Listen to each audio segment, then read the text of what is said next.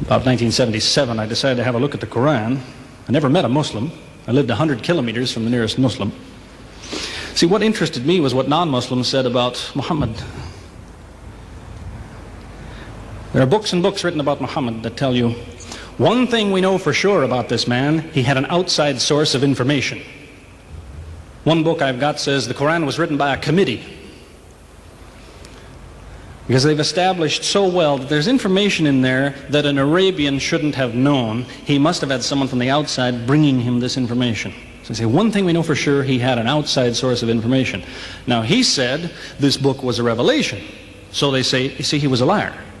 He got it from somewhere, he put it in a book, and he gave it to someone, telling him it was from God. He was a liar. Other people write books and books on the subject of Muhammad, and they say, one thing we know for sure, he thought he was a prophet. He was crazy. Because they look at his life very carefully, and they see episodes like, for example, when he hid in the cave with Abu Bakr. He was running from the whole city who wanted to kill him, and he hid in the cave, and when the Meccans came running up to the cave to kill them, what did he say to his friend? Did he tell him, see if you can find a back way out of the cave? What he told his friend was, relax. He was telling him, you know, I see what you see, but he said, God is with us, God will save us. So people on that basis, they say, you see, he thought he was a prophet. He thought God was with him because he said things like that. He wasn't a liar. They never seem to realize that one man can't be both. So you can't be a liar and a crazy man at the same time. If you think that an angel gives the words of God in your ear, and somebody says, I have a question for you, what does God tell you about this thing? I want to hear an answer tomorrow. If you're a crazy man, if you think an angel whispers in your ear, then you don't sit up that night thinking, what will I tell him tomorrow? What can I find? Who knows the answer? You're crazy. You think the angel will tell you the answer. You don't go and look it up somewhere. You see, you can't be a liar and a crazy man at the same time. You can be one or the other, or neither, but you can't be both. You see, I read two non-Muslim biographies of Muhammad. One was by Rodenson, who's an atheist, who hated the man. But many interesting things come up about his life that I had to wonder about. One story that's told is that when he was an older man, he had a son named Abraham. The son died when the child was 2 years old. The same day the boy died, there was an eclipse of the sun. The sky went dark. And the Muslims came running to their prophet and said, look, it's a miracle. Your child died and the sky went dark in sadness. It occurred to me, see, if he was a crazy man, he'd probably believe what they said. He'd probably think, yes, it's a miracle. My child died, the sky is dark. Yes, it's a miracle. If he was a crazy man. If he was a liar, he would have taken advantage of it. He would have said, yes, right, my child died, the sky is dark, you tell everyone, it proves I'm a prophet. It's a miracle. But what did he do? He became angry with the Muslims. He told them that was nonsense. He was angry with them. How dare you say that? He said the sun and the moon are signs of God, and they don't worry themselves about the birth of a man or the death of a son of Muhammad. Doesn't look very crazy, doesn't look much like a liar. Now you have a third alternative, of course, which people tell you all the time. They say, no, he was not a liar. He was not a crazy man. He was deceived by the devil. Deceived by the devil. It's an interesting idea, but whatever you say, you better be ready to back it up. There's a lot of difficulties with that idea. For example, there is a verse in the Quran which tells the reader about a good habit to develop. It tells him, before you read this book, always say, A'udhu billahi minash shaitani rajim, which means, I take refuge in God from Satan the rejected. Is this Satan who wrote this? Who said, before you read my book, ask God to save you from me? Is that Satan who wrote that? As Jesus said, if Satan is divided against himself, then his kingdom will fall. He's fighting against his own interests. So let me finish with a story that illustrates a point. As I said, there's many theories and many explanations around, many explanations. But an explanation, something somebody tells you, is just so much air coming out of his mouth unless he has proof and unless he offers you something that you can use to falsify it.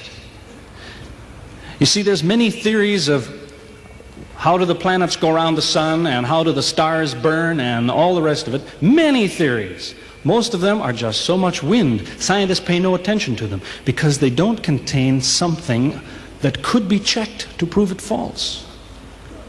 You see, Einstein was considered an intelligent man because when he offered his theory in 1905 and again in 1915, he didn't just offer a theory, he said, here's 3 ways to prove I'm wrong. Now it's worth listening to. He's told me, here's 3 different things you can do. If you can do this, I'm wrong. Here you are.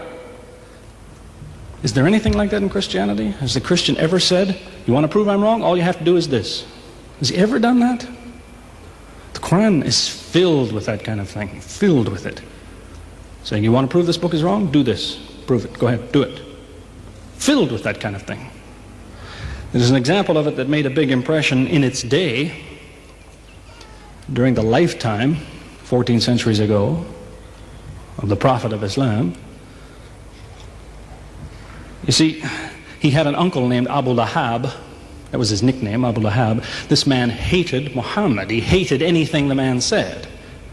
He used to watch him going through the city, and if he saw him talking to someone, he waited till they split up. He'd go after the man he spoke to and take him and say, what did Muhammad tell you? Whatever it is, it's a lie. Did he tell you day? It's night. Did he say black? It's white. Exact opposite. Whatever he heard the Muslims say, he said the opposite. That was the way his mind worked. There's a little chapter of the Quran called Lahab, and it says about this man that he'll never change. It condemns him to hell, Jahannam. You see, if the man had ever become a Muslim, the Muslims would believe, well, now he's not condemned anymore. You see, for 10 years before Abu Lahab died, that was a part of the Quran. And the Muslims could come to Abu Lahab and say, do you know, it's been revealed to us in our book that you will never be a Muslim. God says you will never be a Muslim. For 10 years they told him that. All he had to do was say, well, your book is wrong. I want to be a Muslim. What do you think of your book now? That's all he had to do. He had 10 years to think about it. And that's the way he was. See, if somebody is your enemy, you don't come to him and say, you want to prove I'm wrong? Here, say this. Come on, say it. If all you have to do is say the words and I'm wrong, you finish me. He never did it. See, this is one of many cases of something that was offered that could have been falsifiable. So it was. As I say, in 1978, after, how long would that be? 15 years of arguing with the church authorities, one place or another, I got the idea. I'm going to argue with some other people. I'm going to read the Quran, see how much of it is any good, pick out the true, pick out the false. Thought it'll take a few years, it'll take some serious study and so on. I read through it. About 3 days later, I finished it. I said, this is what I've been saying for 15 years. So I went to find some Muslims. I don't want somebody to feel you've been tricked into something. I haven't said anything about Christianity that isn't true. I haven't said anything about Islam that isn't true, unless it was a slip of the tongue or something. I'm simply trying to remind an individual, don't close your mind before it's too late. Don't make up your mind before you have all the facts. Most people who used to be Christians and become Muslims will tell you, I am a better Christian than I used to be. Now I follow Christ. I didn't before. That's what I would tell you. The Bible says Jesus told his disciples, when you greet one another, let your greeting be, peace be with you. He set the example.